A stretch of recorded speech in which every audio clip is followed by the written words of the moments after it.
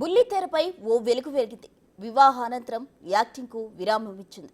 భార్యాభర్తల మధ్య విభేదాలు లేకుండా ఆత్మహత్య చేసుకుంది. కన్నడ నటి శోభిత సూసైడ్ హాట్ టాపిక్ గా మారింది. ఎలాంటి సమస్యలు లేనప్పుడు ఆమె బల్వన్మరణం పొందడానికి కారణాలేంటనే చర్చ జోరుగా సాగుతోంది.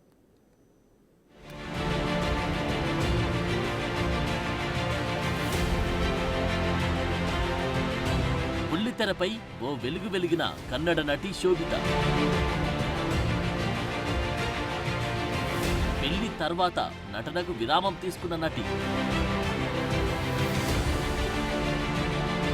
భాగ్యనగరంలో కాపురముంటున్న భార్యాభర్తలు ఉరివేసుకొని ఆత్మహత్య చేసుకున్న శోభిత. శరీరంపై గాయాలు లేకపోవడంతో సూసైడ్ గా నిర్ధారణ. సినిమా రంగమైన బుల్లితెరపై అయినా త్వరితగతిన ఫేమ్ తెచ్చుకోవడం, తర్వాత కాలంలో ఆ రంగానికి దూరమై ఇబ్బందులు పడిన వారిని చూశాం. అందులో కొంతమంది బలవన్మరణం పొందిన ఘటనలు ఉన్నాయి. అలాంటి కోవలోకే కన్నడ నటి శోభిత చేరారు. వివాహం అనంతరం నటనకు విరామమిచ్చి హైదరాబాద్లో నివాసముంటున్న ఆమె సోమవారం ఉదయం ఉరివేసుకుని చనిపోయారు. శోభిత ఆత్మహత్య తర్వాత కుటుంబ సభ్యుల కేసు నమోదు మేరకు పోలీసులు రంగంలోకి దిగారు. ప్రాథమిక దర్యాప్తులో భార్యాభర్తల మధ్య ఎలాంటి విభేదాలు లేవని గుర్తించారు. మానసిక సమస్యలతో ఆత్మహత్య చేసుకున్నా ఇతర కారణాలు ఏమైనా ఉన్నాయా అనే అంశాలపై దృష్టి సారించారు. శోభిత భర్త సుధీర్ రెడ్డితో పాటు ఇంటి చుట్టుపక్కల వాళ్ల స్టేట్మెంట్లను రికార్డ్ చేశారు. ఆమె ఇంట్లో సూసైడ్ నోట్ పోలీసులు స్వాధీనం చేసుకున్నారు.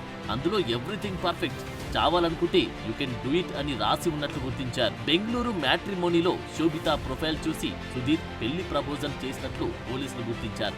పెళ్లి తర్వాత ఆమె సీరియల్లో నటించడం మానేశారు. గతేడాది మే 22న పెళ్లయ్యాక శోభిత బుల్లితెరకు పూర్తిగా దూరమైనట్లు తెలుస్తోంది. సోషల్ మీడియాలో ఆమె యాక్టివ్ గానే ఉన్నా తమ పెళ్లి ఫోటోలను మాత్రం షేర్ చేయలేదు. అంతేకాదు తన భర్త ఎవరన్న విషయాన్ని కూడా శోభిత సీక్రెట్ గా ఉంచినట్టు తెలుస్తోంది. దీంతో ఆమె చివరిసారి ఎవరెవరితో మాట్లాడిందనే కోణంలో దర్యాప్తు చేసినట్లు పోలీసులు చెబుతున్నారు. ఆఫ్టర్నూన్ కాల్ వచ్చింది, ఇట్లా ఎవరో హ్యాంగింగ్ చేసుకున్నారని. రెగ్యులర్ మన పెట్రోల్ వెహికల్ అక్కడికి వెళ్ళి చూడగా ఎస్ హ్యాంగ్డ్. తర్వాత ఐడెంటిఫికేషన్ వాళ్ళు ఇంట్లోనే కాబట్టి ఐడెంటిఫై ఈజీగా చేశాం.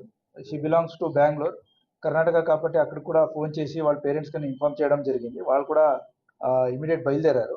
నిన్న నైట్కెళ్ళి వచ్చేసారు. సో మెడికల్ ఎగ్జామినేషన్ పంపించాము. ప్రస్తుతానికైతే దీంట్లో ఎటువంటి డౌట్స్ అయితే.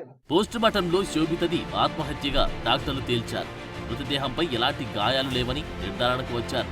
గాంధీ ఆసుపత్రిలో పోస్ట్ మార్టం అనంతరం బాడీని కుటుంబ సభ్యులకు అప్పగించారు. అంత్యక్రియల కోసం ఆమె మృతదేహాన్ని బెంగళూరు తరలించారు.